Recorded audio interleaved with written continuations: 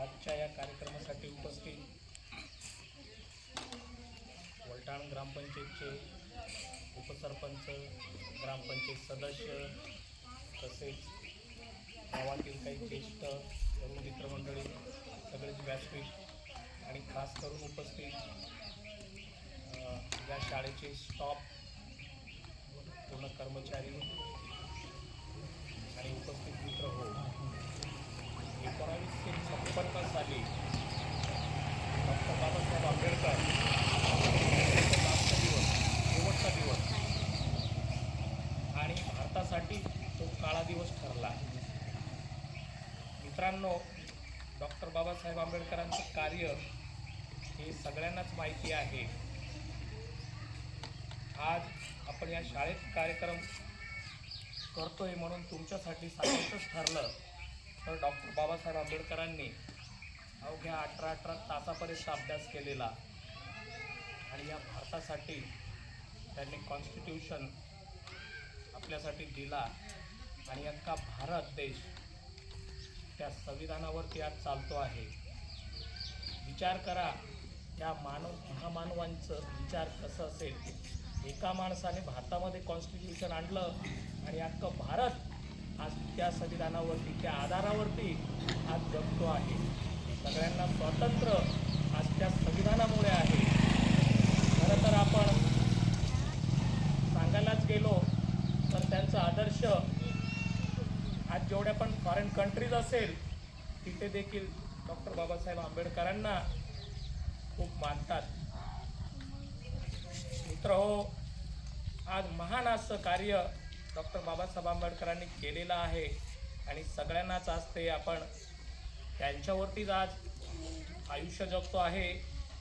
सगळं काही त्यांच्याच दिल्या गोष्टीमुळे आज सगळं काही आपण व्यवस्थित या आयुष्यामध्ये वावरतो आहे. तर मित्र हो, सांगण्याचा उद्देश असाच की आज या एका माणसाने तर एवढं पराक्रम या भारतासाठी एवढं सगळं काही दिलं, तर आपण देखील त्यातलाच एक घटक आहोत. तर विद्यार्थी म्हणून आपण नाही 8 तास अभ्यास करू शकत, निदान 2 तास सरांनी सांगितल्या. आता मागे सरांनी सांगितलं निदान आपण 2 तास 3 तास तरी अभ्यास करावं. पण अभ्यास केल्यानंतरच तुम्हाला पण या देशामध्ये, या भारतामध्ये, आपल्या कुटुंबियांमध्ये व्यवस्थितपणे जीवन जगता येईल. शिक्षण हाच खरं तर आधार आहे तुम्हाला पुढे नेण्यासाठी, जीवन जगण्यासाठी, रोजीरोटीसाठी आणि आपल्या घराला पुढे नेण्यासाठी. खरं तर फक्त हा एकच पर्याय म्हणजे शिक्षण असतो. आणि आपण शिकत असताना सगळ्या गोष्टी बाजूला करून आपल्या घरादाराला,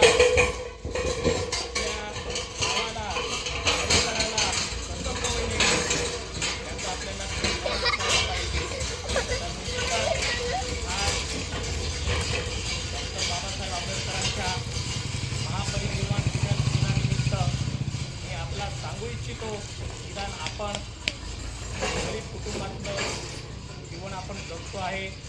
तर सगळ्यांनीच एक पाऊल शिक्षणासाठी प्रामाणिकरित्या पुढे येऊन 2, 4, 5 तास जेवढं शक्य असेल तेवढा अभ्यास करा आणि आईवडिलांचं नाव काढा, त्याचबरोबर परिसराचं नाव काढा, शिक्षकांचं नाव काढा, देशाचं नाव काढा.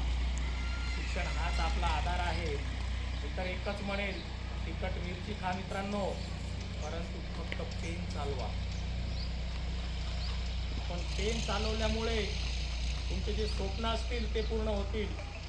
कोणाचं स्वप्न असेल की कोणीतरी अभ्यास करून शिक्षक बनावं, तुमच्या गुरूंसारखं. कोणाला वाटत असेल इंजिनियर बनावं, डॉक्टर बनावं, कलेक्टर बनावं. कोणाला वाटत असेल माझं 2 मजली बिल्डिंग असायला पाहिजे. कोणाला वाटत असेल माझ्याकडे पण 4 व्हीलर गाडी असायला पाहिजे. जे पण तुमचं स्वप्न असतील, फक्त ते पूर्ण होण्याचं मार्ग म्हणजे शिक्षण आहे.